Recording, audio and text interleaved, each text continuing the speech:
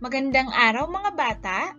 Ang pag-aaralan natin ngayon ay Math 2, Quarter 2, Week 7. Pagpapakita ng pagpaparami sa bilang na 1 hanggang 10 sa pamamagitan ng bilang na 2, 3, 4, 5 at 10. Sa mga nakaraang aralin ay natutuhan mo na kung paano ilarawan at isulat ang ilan sa mga properties of multiplication o pagpaparami.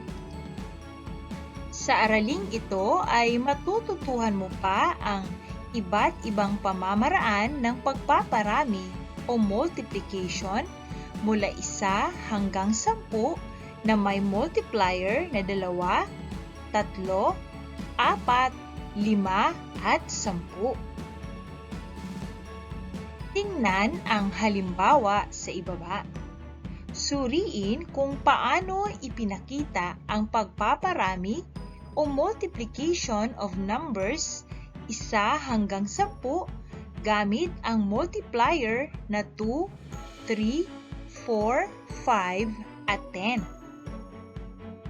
Maaaring gamitin ang arrays upang lubos mong maintindihan ang pagpaparami. Ang arrays ay ang kaayusan ng mga bagay ng pahanay o rows at pahilera o column. Tingnan ang mga larawan. May 2 hanay ng tig-5 bulaklak. Ang multiplication sentence nito ay 2 times 5 equals 10. Sa repeated addition naman, 5 plus 5 equals 10. Sa panghalimbawa, 5 hilerang tig-2 bulaklak.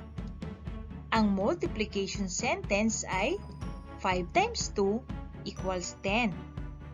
Kung ito naman ay gagawin natin sa repeated addition, 2 plus 2 plus 2 plus 2 plus 2 equals 10.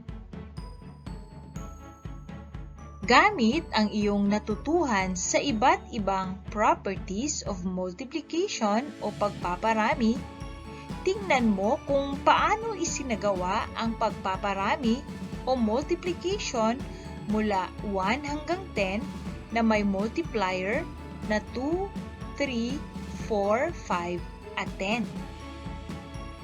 Halimbawa, 10 times 2 equals 20. 6 times 3 equals 18. 7 times 4 equals 28. 8 times 5 equals 40. 9 times 5 equals 45. At 10 times 10 equals 100. Maaari mong gamitin ang counting by multiples upang mabilis mong malaman ang sagot o product. Gawin natin ang gawain sa pagkatuto bilang 1. Isulat ang mga sumusunod na multiplication sentence. Sagutin ang mga ito. Gawin ito sa iyong kwaderno. Sa unang bilang, may 4 na bulaklak sa bawat hanay.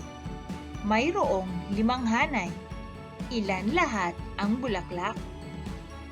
Narito ang 4 na bulaklak at mayroong 5 hanay.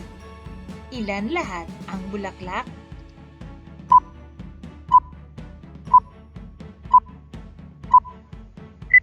Ang sagot, 4 times 5 equals 20. Mayroong 20 na bulaklak. Sa ikalawang bilang, may 5 itlog sa bawat kahon. Mayroong 7 kahon. Ilan lahat ang itlog? Narito ang 7 kahon na mayroong 5 itlog sa bawat kahon. Ilan lahat ang itlog?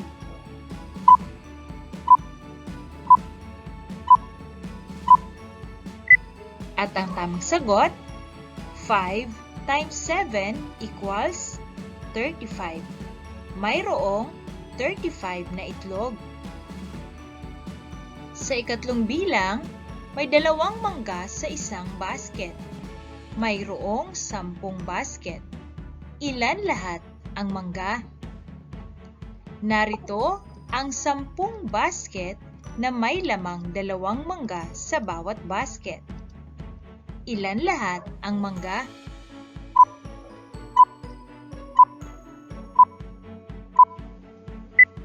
Ang tamang sagot, 2 times 10 equals 20. Mayroong 20 na mangga. Sa ika-4 na bilang, may 3 kahon ng Crayola. Bawat isang kahon ay may lamang 9 na pirasong Crayola. Ilan lahat ang Crayola? Narito ang 3 kahon ng Crayola na naglalaman ng 9 na Crayola. Ilan lahat ang Crayola?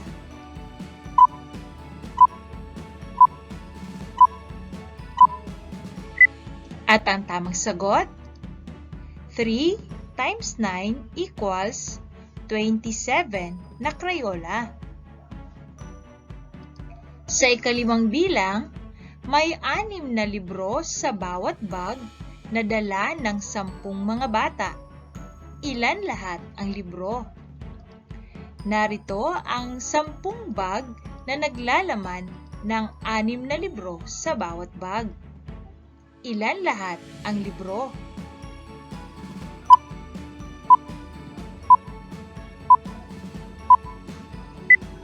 At ang tamang sagot, 6 times 10 equals 60 na libro. Gawain sa pagkatuto bilang 2. Isulat ang nawawalang bilang sapat lang upang makumpleto ang multiplication sentence. Gawin ito sa iyong kwaderno. Number 1, 4 times blank equals 36. Number 2, blank times 8 equals 40. Number 3, 2 times 7 equals blank. Number 4, 10 times blank equals 60. Number 5, blank times 9 equals 27.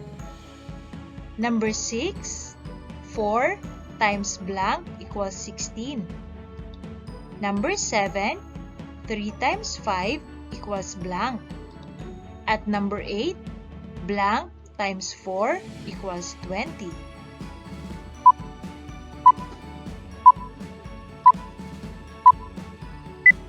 At narito ang tamang sagot. 4 times 9 equals 36. 5 times 8 equals 40. 2 times 7 equals 14. 10 times 6 equals 60. 3 times 9 equals 27. 4 times 4 equals 16. 3 times 5 equals 15. At 5 times 4 equals 20. Kung ganito din ang iyong sagot, ikaw ay tama. Gawain sa pagkatuto bilang 3. Tulungan mo si Danny na matapos ang kaniyang proyekto sa pamamagitan ng paggawa ng multiplication table ng 2, 3, 4, 5, at 10. Tulungan natin si Danny na matapos ang kanyang multiplication table. 2 times 1 equals 2. 2 times 2 equals 4.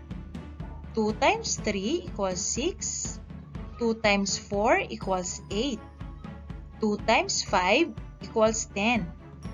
2 times 6 equals 12. 2 times 7 equals 14. 2 times 8 equals 16. 2 times 9 equals 18. At 2 times 10 equals 20. Ngayon naman ay multiplication table of 3. 3 times 1 equals 3. 3 times 2 equals 6. 3 times 3 equals 9. 3 times 4 equals 12. 3 times 5 equals 15. 3 times 6 equals 18. 3 times 7 equals 21. 3 times 8 equals 24. 3 times 9 equals 27.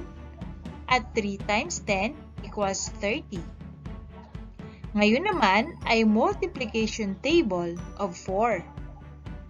4 times 1 equals 4. 4 times 2 equals 8. 4 times 3 equals 12. 4 times 4 equals 16. 4 times 5 equals 20. 4 times 6 equals 24. 4 times 7 equals 28. 4 times 8 equals 32. 4 times 9 equals 36. At 4 times 10 equals 40. Ngayon naman ay multiplication table of 5. 5 times 1 equals 5. 5 times 2 equals 10. 5 times 3 equals 15. 5 times 4 equals 20. 5 times 5 equals 25. 5 times 6 equals 30. 5 times 7 equals 35.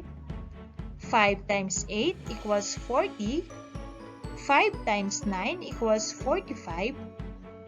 At 5 times 10 equals 50. Ngayon naman ay multiplication table of 10. 10 times 1 equals 10. 10 times 2 equals 20. 10 times 3 equals 30. 10 times 4 equals 40. 10 times 5 equals 50. 10 times 6 equals 60. 10 times 7 equals 70. 10 times 8 equals 80. 10 times 9 equals 90. At 10 times 10 equals 100.